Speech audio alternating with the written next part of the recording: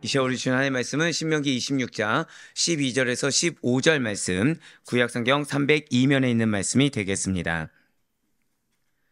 신명기 26장 12절로 15절 말씀 우리 한 절씩 교독하신 후에 마지막 15절 말씀 한 목소리를 합독하도록 하겠습니다. 제가 먼저 신명기 26장 12절 말씀 읽도록 하겠습니다. 셋째 곧 11조를 드리는 해에 내 모든 소산의 11조 내기를 마친 후에 그것을 레인과 객과 고아와 과부에게 주어 내 성읍 안에서 먹고 배부르게 하라. 그리할 때에 내 하나님 여호와 앞에 아뢰기를 내가 성물을 내 집에서 내어 레위인과 객과 고아와 과부에게 주기를 주께서 내게 명령하신 명령대로 하였사오니 내가 주의 명령을 범하지도 아니하였고 잊지도 아니하였나이다. 내가 애곡하는 날에 이 성물을 먹지 아니하였고 부정한 몸으로 이를 떼어두지 아니하였고 죽은 자를 위하여 이를 쓰지 아니하였고 내 하나님 여호와의 말씀을 청종하여 주께서 내게 명령하신 대로 다 행하였사오니 원하건대 주의 거룩한 처소 하늘에서 보시고 주의 백성 이스라엘에게 복을 주시며 우리 조상들에게 맹세하여 우리에게 주신 적과 꿀이 흐르는 땅에 복을 내리소서 할지니라. 아멘. 할렐루야. 네, 오늘 베너시 살아있는 주의 말씀의 날 사모함으로 말미암아 이렇게 하루의 시작을 말씀과 기도로 우리를 기쁘게 하시사 절단하게 고백하시겠습니다. 말씀을 주시고 약속을 이루십니다.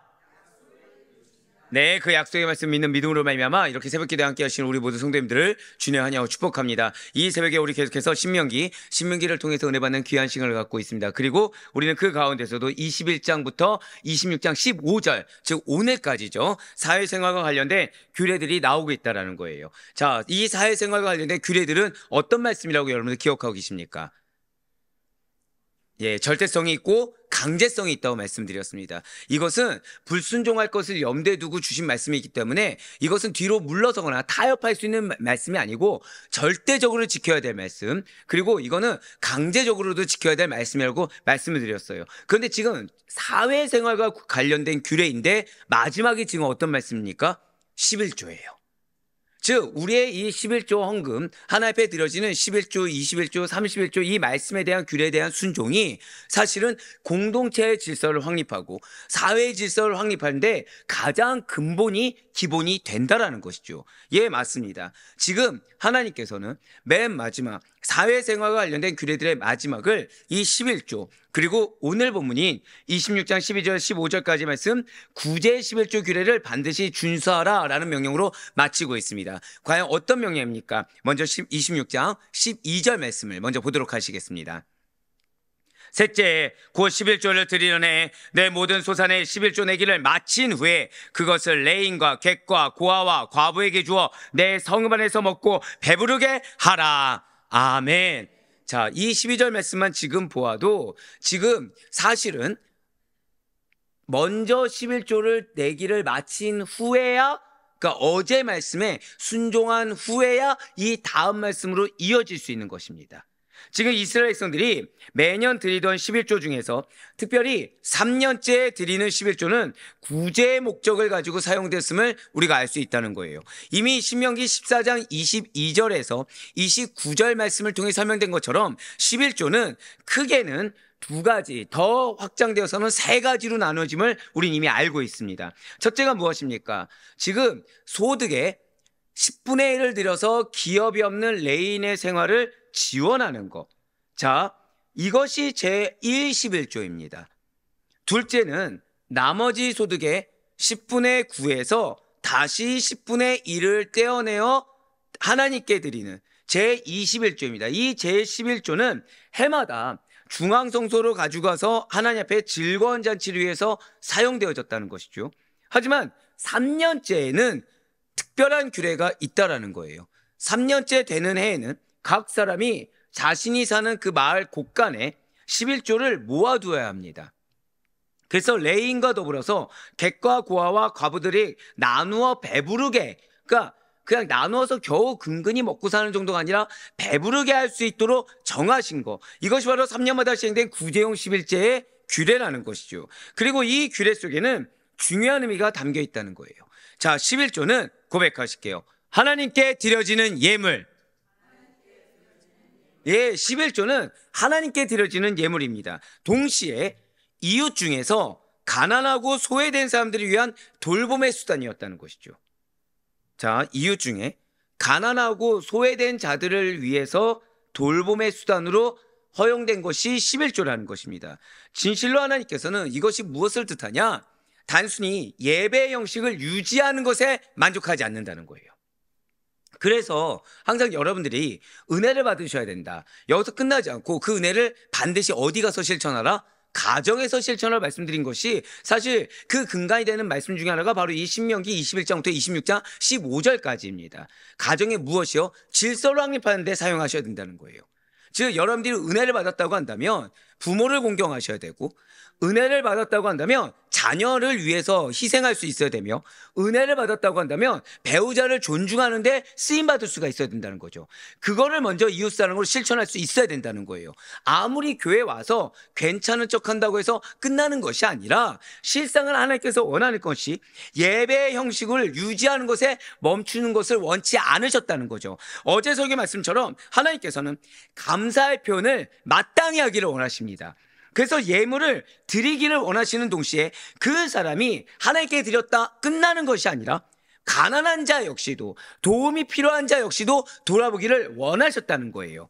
그렇습니다. 하나님께서는 형식보다 사랑과 정의를 실천하는 삶을 강조하셨습니다. 그래서 그저께 말씀에서 가만히 있는 것조차 죄라고 말씀하신 아말렉을 예를 들면서 가만히 있는 것조차, 잠잠히 있는 것조차 죄가 된다고 왜 말씀하셨겠습니까?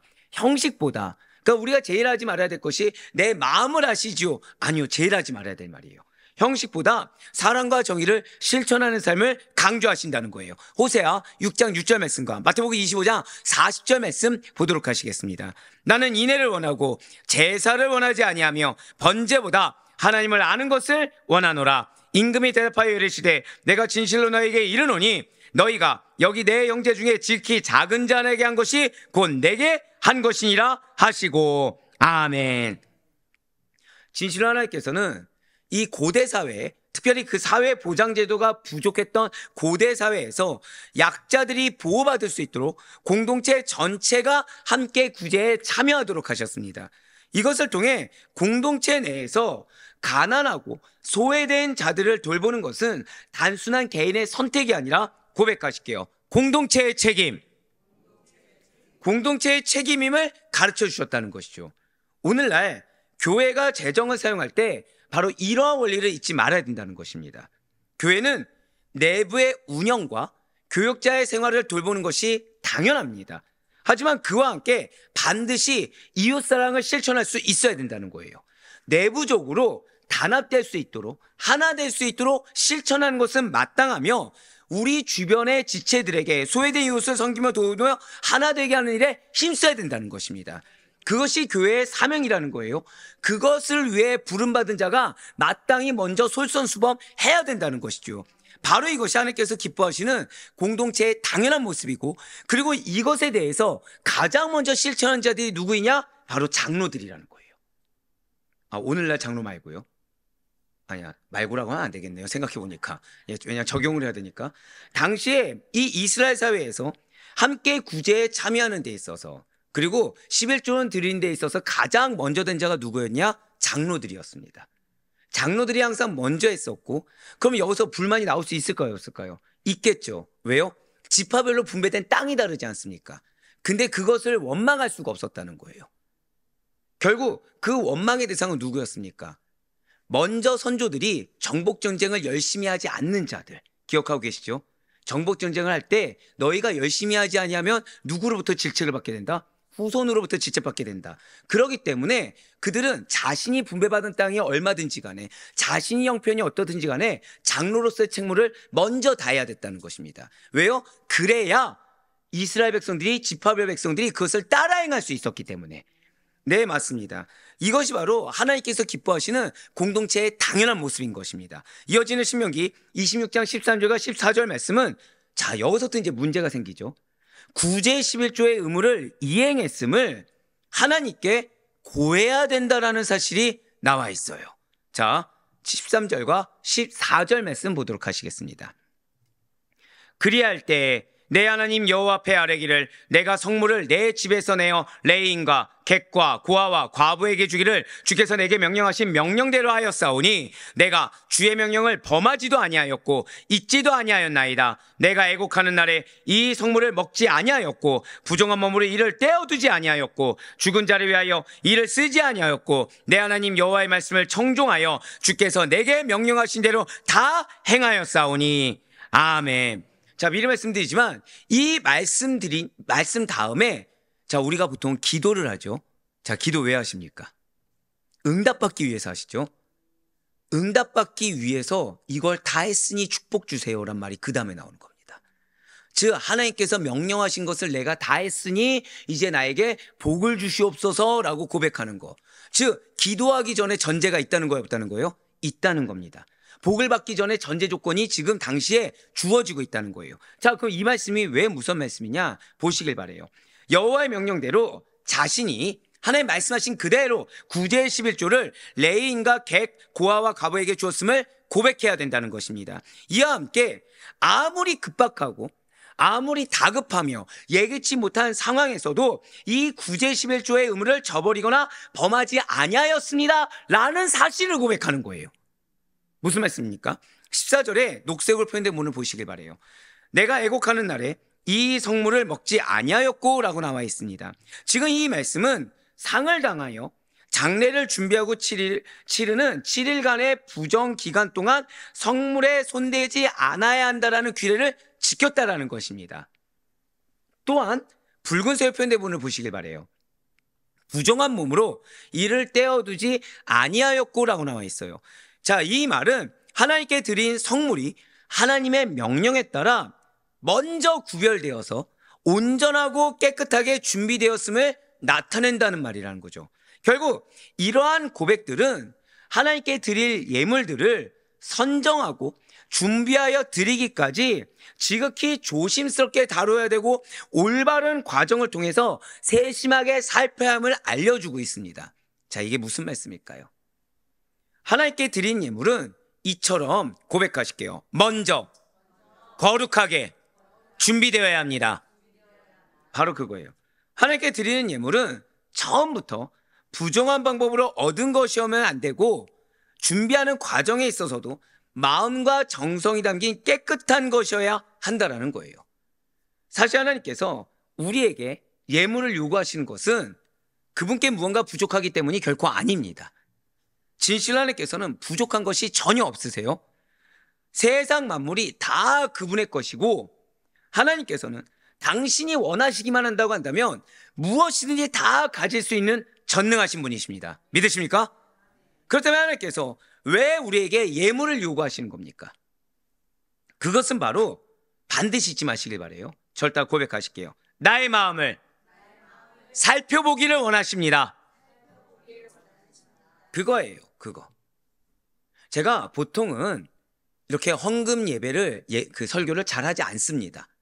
근데 이 본문에서만큼은 이렇게 설교할 수밖에 없어요.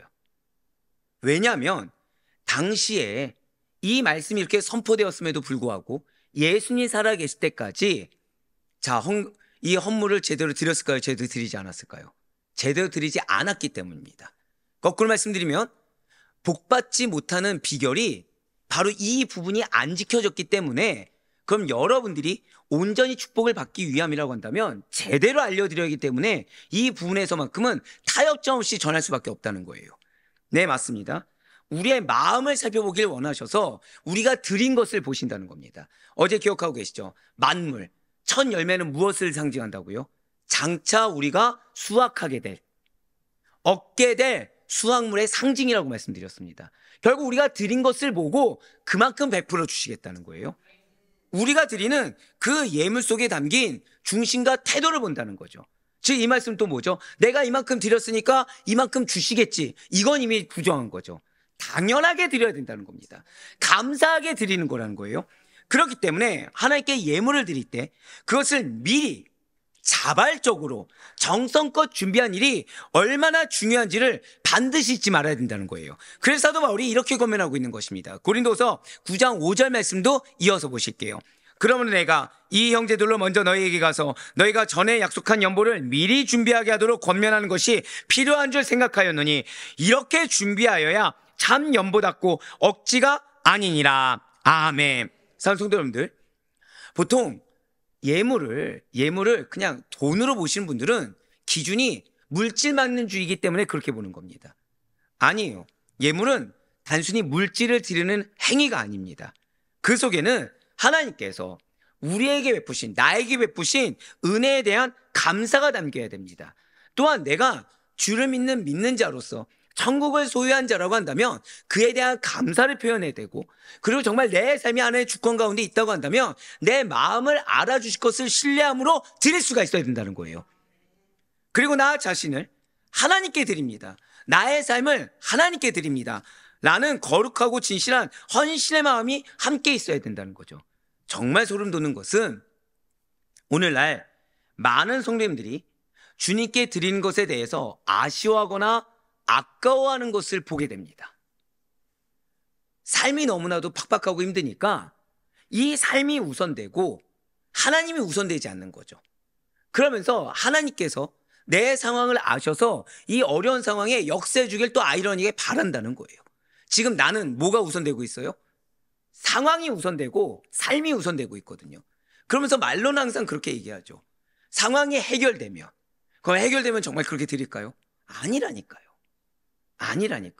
상황이 해결되면 또 급박한 상황은 또 오게 됩니다. 그래서 오늘 13절 14절 말씀이 무서운 거예요. 지금 무슨 말씀이죠? 아무리 급박한 상황이 온다고 하더라도 너희 마음이 변하면 안 된다는 거예요. 아무리 다급한 상황이 오더라도 너희 마음이 변하면 안 된다는 것입니다. 또한 예배 중에 헌금 시간이 되면 그제야 주머니를 뒤적이며 헌금을 꺼낸 습관을 가지고 계신 것도 보게 됩니다. 미리 말씀드리지만 이 사례들은 이미 과거 유대인들이 다 해왔던 거예요. 중앙성소까지 나와야 되니까 나오긴 합니다. 근데 여행길에 그 예물을 챙기는 게 힘드니까 그냥 들고 그냥 올까요? 아니면 예물을 그래도 잘 준비해서 올까요? 그냥 와서 거기서 사는 거예요. 거기서 사니까 거기선 잘 준비할 필요가 없으니까 병든 것들, 다친 것들, 흠이 있는 것들 준비하죠. 그러니까 예수님께서 뭐라고 하셨어요? 여기가 도적의 소굴이라고 말씀하지 않습니까? 나중에는 중앙성소로 가는 자들도 점점 없어지게 되었습니다. 또한 어떤 이는 정직하지 못한 방법을 얻은 수입으로 헌금을 드리기도 하며 또는 내 형편에 빗대어서 아예 드리지 않는 모습을 보기도 합니다. 이게 오늘날뿐만 아니라 이미 과거 유대인들이 그렇게 해왔어요. 예수님 인정하시던가요? 인정하지 않으셨나요? 하나도 인정하지 않으셨습니다. 하나도 합당하다고 하신 적이 없어요. 마음을 알아주신다고요? 우리 인간의 착각입니다. 내가 하나님을 믿는 믿음을 내 마음속에만 갖고 있다고 하고 정작 내 삶에서는 아무런 증명이 되지 않는데 무엇을 증명한단 말입니까? 사랑하는 성도님들, 믿음은 삶입니까? 생각입니까? 믿음은 삶입니까? 마음입니까? 삶이에요. 죄송하지만 마음과 삶이 일치돼야 되죠. 믿음은 생각에서 멈추는 거 아닙니다. 계산에서 멈추는 것이 아니죠. 믿음은 삶으로 증명해 보여야 되죠. 맞습니다. 앞서 말씀드린 주님께 드리는 것을 아쉬워하거나 악고하는 모습, 황급하게 그제서야 하는 모습, 또는 정직하지 못한 방법을 얻은 수입을 드리는 거, 내 형편에 빗대서 아예 드리지 않는 거 다 하나님께 합당하지 않고 예수님께서 말씀하신 대로 반드시 근절되어야 될 태도입니다. 우리는 하나님께 드릴 예물을 먼저 미리 구별해야 됩니다. 모든 것의 주권이 하나님께 있음을 인정하고 믿는 마음을 가지고 미리 준비해야 된다는 거예요. 사실 저희 어머니한테 진짜 감사한 게 이거예요. 어머니께 감사한 것은, 자, 저는 오랜 방황 시간이 있었죠. 오랜 방황 시간이 있었습니다. 그 시간 동안 헌금을 제대로 했을까요? 안 했을까요? 안 했습니다. 죄송하지만. 누가 대신했는지 아십니까? 어머니가 대신 내셨어요. 무슨 수 써서도 다 대신 냈습니다. 그래서 제가 회개하면서 돌이켰을 때 예수님이 인격점을 만났을 때 다 드린 거예요. 왜요? 어머니가 대신해 주셨기 때문에. 그러면서 저한테 부탁하신 것이 그거였습니다.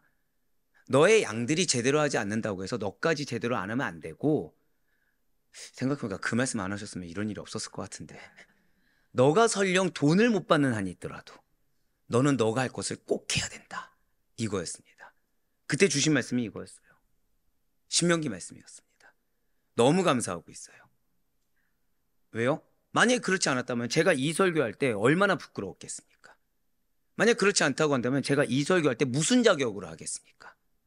여러분들이 제대로 지키지 아니한다면 자녀들에게 무엇을 양육하시겠습니까? 나도 그렇게 살지 않는데. 하나님께 있음을, 무엇이요? 모든 것에. 그럼 정말 하나님이 나의 인생을 책임져 줄 것을 믿는 믿음이 있다고 한다면 그것을 인정하고 믿는 마음으로 미리 준비해야 된다는 거예요. 그것도 단순히 형식적으로 준비하는 것이 아닙니다. 감사와 정성을 담아야죠.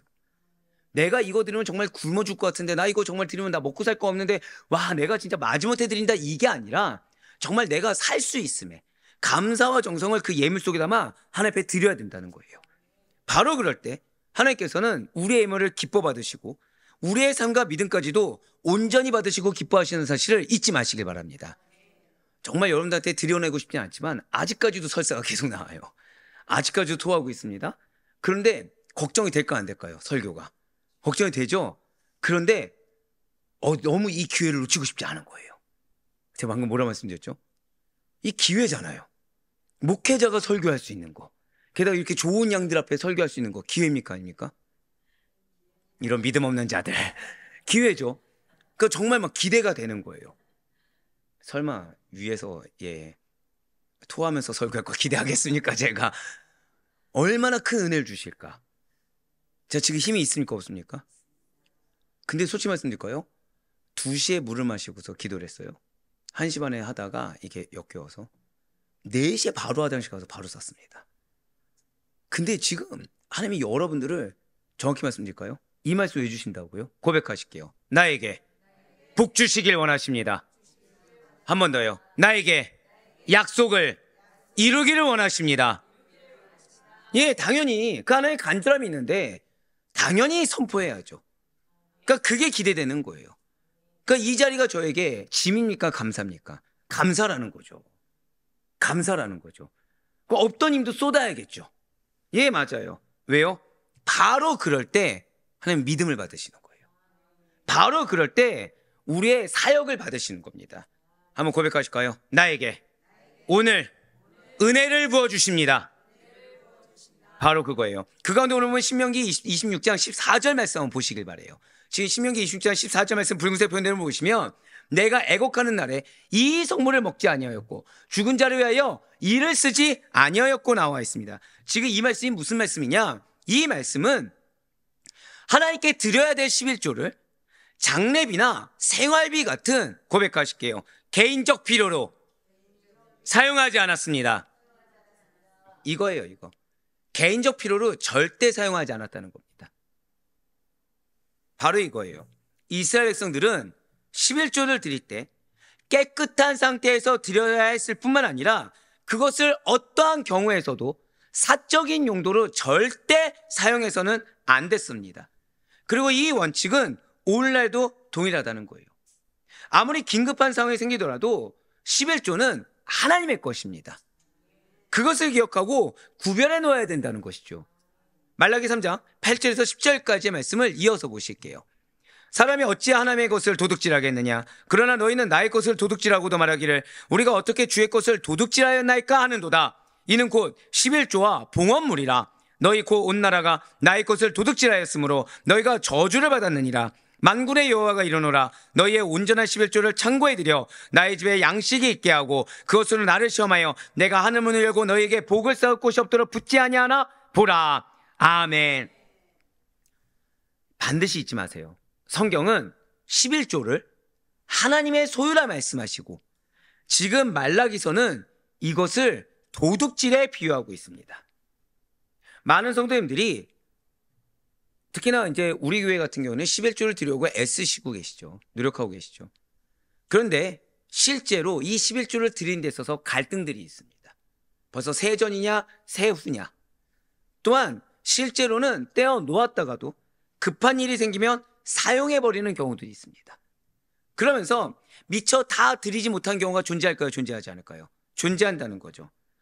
가족의 병원비, 자녀 학비, 생활비 부조, 계약 이자, 여러 가지 현실적인 이유가 있을 수 있겠죠. 하지만 그렇게 하다 보면 11조가 상황에 따라서 드릴 수도 있고 안 드릴 수도 있는 것으로 변질될 수가 있다는 거예요. 그러므로 11조만큼은 어떤 상황에서도 하나님께 구별하여 드리는 믿음의 자세가 필요하다는 것입니다. 자, 죄송해요. 제 말씀을 드리면 안 되지만 저는 페이를 받고 있습니까? 안 받고 있습니까? 안 받고 있죠. 11조 왜 합니까? 제 삶이 하나님의 것이고 여러분들에 대한 사랑의 감사의 표현이며 거기에 대해서 하나님께서 진짜 이 마음에 드린 것을 기뻐 받으시사. 10절 말씀 다시 한번 보여주세요. 말라기서. 자, 우리 같이 읽으실게요. 시작. 만군의 여호와가 이르노라 너희의 온전한 11조를 창고에 들여 나의 집에 양식이 있게 하고 그것으로 나를 시험하여 내가 하늘 문을 열고 너희에게 복을 쌓을 곳이 없도록 붙지 아니하나 보라. 아멘. 이 말씀 때문이에요. 이 말씀 때문입니다. 이 말씀 때문이에요. 제일 듣기 싫은 말은 안 받을 만하니까 안 받겠지라고 얘기하신 분이 계십니다. 와서 살아보라고 하고 싶네요, 진짜. 와서 살아보라고, 그렇게 진짜 살아보라고 얘기하고 싶어요. 속된 말로 저 정도 나이가 되면 부모를 봉양해야 되죠. 부모 등에 얹혀 살고 있습니다. 부모의 재산을 깎아먹고 살고 있죠. 근데 부모님께 감사한 거는 사역만큼은 제대로 하라는 거예요. 그래서 교회가 세워지는 것이 우산이라는 겁니다. 그래서 지금 부모님은 저를 돕는 것이 아니라 사실 누굴 돕고 있죠? 우리 아델포의 교회를 돕고 있는 거죠. 이유가 왜요? 바르게 교육하라고. 바른 교회를 세우라고. 솔직히 말씀드릴까요? 이 설교는 그래서 제가 교만하게 말씀드리면 저는 정말 날카롭게 할 수 있습니다. 왜요? 행하고 있기 때문에. 맞아요. 11조만큼은 어떤 상황에서도 변치 않고 드리셔야 돼요. 그것은 내가 얼만큼 얻었기 때문에 드리냐가 아닙니다. 내 삶 자체가 드릴 수 있는 마땅함을 갖고 있는 거예요. 내가 그걸 행하지 아니하고 지금 15절 말씀을 우리는 할 수가 없게 돼요. 제가 이 말씀 드린 이유는 바로 26장 15절 말씀 때문인 것입니다. 우리 26장 15절 말씀 보도록 하실게요. 원하건대 주의 거룩한 처소와 하늘에서 보시고 주의 백성 이스라엘에게 복을 주시며 우리 조상들에게 맹세하여 우리에게 주신 젖과 꿀이 흐르는 땅에 복을 내리소서 할지니라. 아멘. 바로 이거예요. 전 여러분들이 복을 마땅히 구할 수 있길 간절히 소망합니다. 마땅히 구하고 그에 합당하게 물려받기를 간절히 소망합니다. 하나님께 배은망덕한 자, 파렴치한 자라는 소리를 듣는 것이 아니라 너가 당연히 구할 것을 구하였도다 라는 소리 들을 수 있길 간절히 소망합니다. 바로 이거예요. 구제 11조의 규례를 지켜 행했다면 그럼 그에 따른 마땅한 여호와의 복을 구해야 하는 거예요. 단순히 물질적인 풍요만을 원하는 것이 아니라 하나님께서 하늘에서 굽어보시고 그들의 삶을 은혜로 가득 채워주시기를 간절히 기도하는 것입니다. 우리는 먼저 이 말씀, 벌써 색깔이 3가지가 나와 있죠. 이 말씀 오늘 별표 쳐두세요. 진짜 중요합니다. 예, 정말 중요합니다. 자, 그래서 써놓으실 걸 아예 염두에 두고서 하신 게 좋아요. 먼저 우리는 기도의 방향을 주목해야 돼요. 자, 벌써 기도의 방향이면 무슨 색깔일까요? 첫 번째니까 녹색으로 표현된 부분을 보시면 주의 거룩한 처소 하늘에서 보시고, 이게 기도의 방향입니다. 자, 하나님께서 지금 인간의 눈높이가 아니라, 즉 우리의 눈높이가 아니라 하늘에서 곧 거룩한 자리에서 모든 것을 주관하신다라는 사실을 강조하는 겁니다.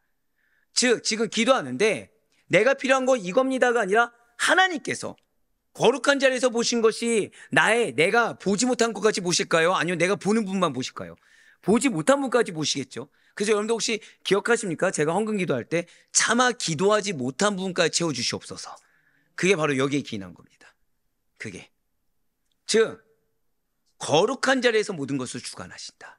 우리 인간의 눈높이가 아니라 하늘에서 하나님이 계신 곳의 눈높이에서, 즉 우리가 땅에서 드리는 기도가 하늘의 보좌에 상달된다는 믿음이 담겨 있고 하나님께서 우리를 지켜보고 계시다라는 믿음이 강조된 부분입니다. 또한 기도의 대상이죠. 자, 두 번째 노란색은 기도의 대상입니다. 기도의 대상은 단순히 개인의 필요가 아니라 하나님의 백성 전체라는 거예요. 주의 백성 이스라엘에게 복을 주시며, 즉 여러분들이 기도하실 때 나만을 위한 기도를 해야 된다는 겁니까? 아니면 공동체를 위한 기도를 해야 된다는 겁니까? 지금 계속해서 말씀드렸죠. 이 구절은 사회생활에 관련된 규례입니다. 그래서 작게는 반드시 가족을 위한 기도를 해야 되고, 크게는 반드시 내가 속한 공동체를 위한 기도를 해야 되는 것입니다. 그래서 나 혼자만 잘 되는 것이 아니라 공동체 전체가 하나님의 은혜 안에서 풍성해지기를 구하는 기도라는 거예요.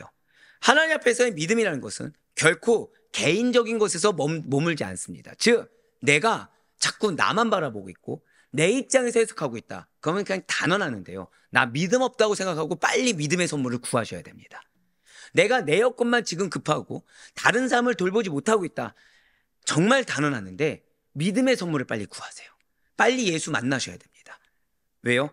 하나님 앞에서 인정받는 믿음은 나에게서 머물지 않습니다. 하나님께서는 우리 안에 성령님을 주셨죠. 성령님은 동일하게 우리에게 사명을 주십니다. 그 사명에는 반드시 뭐가 포함되니까? 하나님을 사랑하고 이웃을 사랑하는 게 포함되어 있어요. 그렇기 때문에 성령님을 정말 안에 소유한 믿음이 있는 자는 하나님을 사랑에 맞지 않습니다. 반드시 이웃을 볼 수밖에 없다는 거예요. 누구보다? 나보다도. 함께 살아가는 신앙 공동체를 포함하는 것이 하나님 앞에서의 믿음이라는 사실을 잊지 마시길 바라요.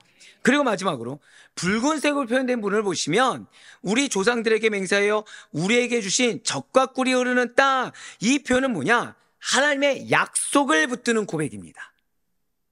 결국 무엇이죠?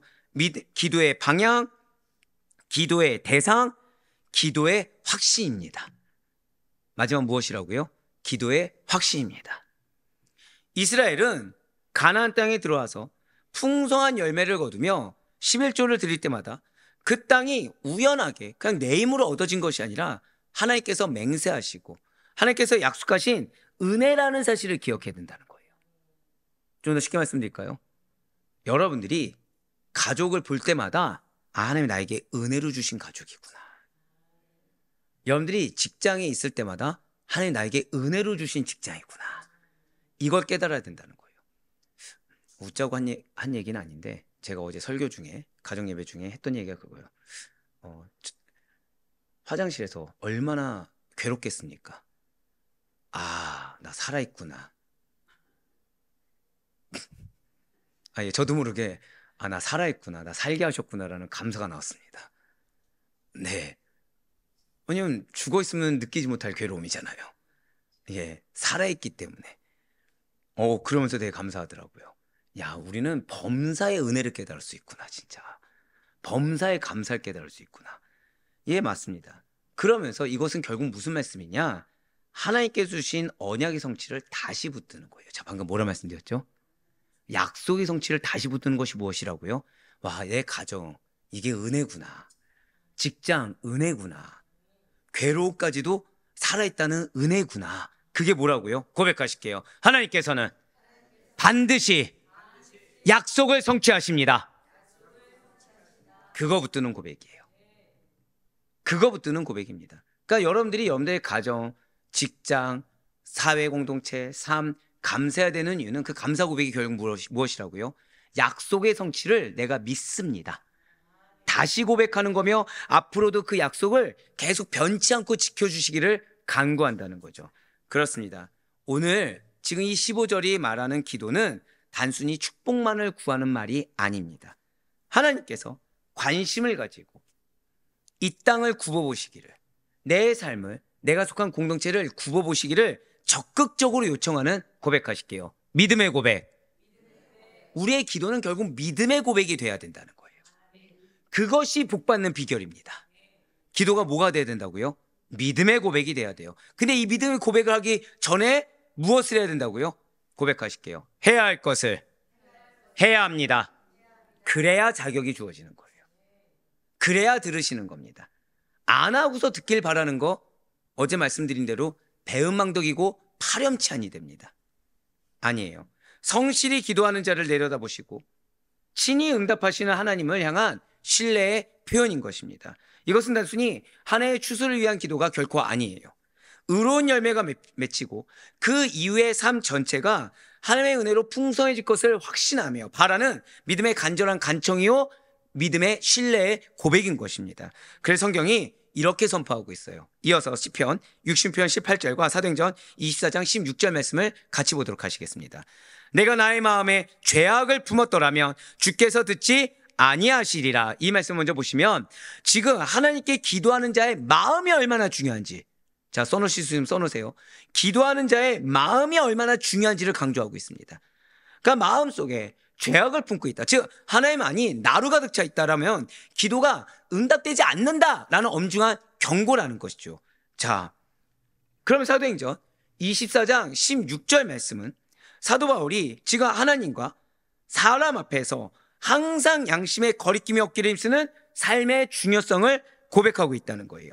이것은 하나님께 드려지는 예물이 단순히 물질적 행위가 아니라 깨끗한 양심과 정결한 마음으로 드려야 함을 다시금 일깨워주는 고백이기도 하다는 거죠. 자, 지금 66편 18절이 무엇을 강조하고 있다고요?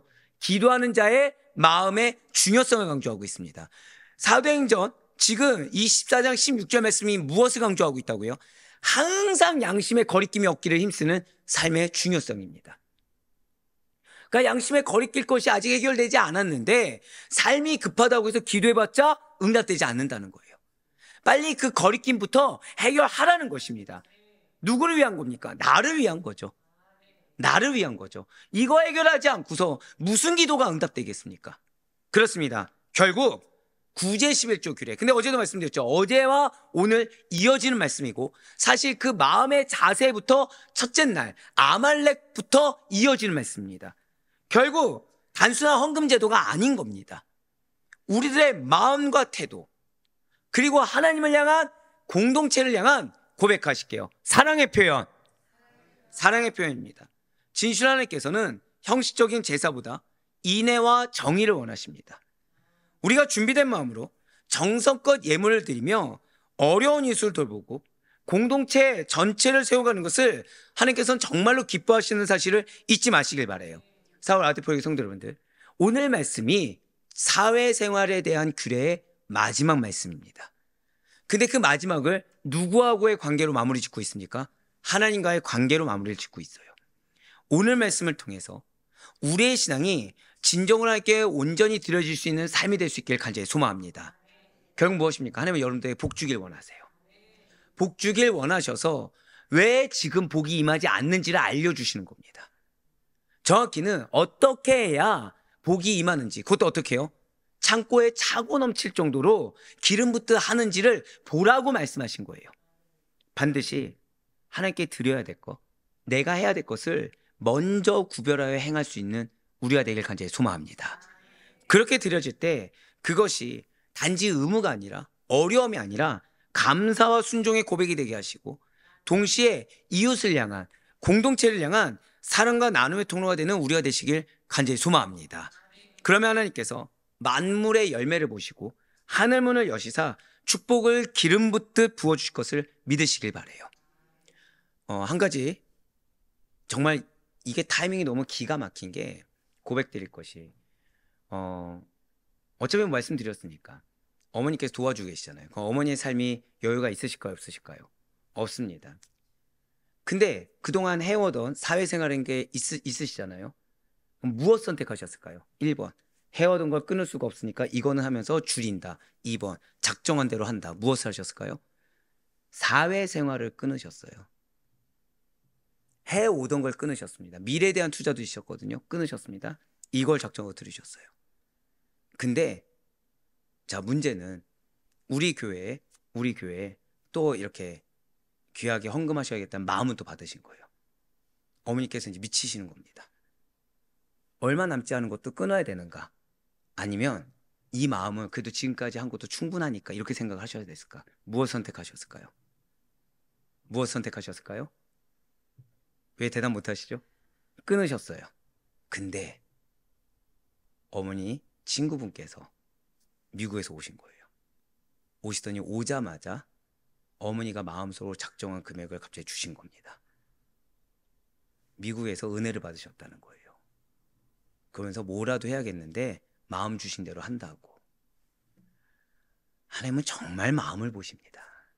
그럼 이걸 끊으셨을까요? 안 끊으셨을까요? 안 끊어도 되게 유지시켜 주셨어요. 물론 그 전에 끊은 게 있죠.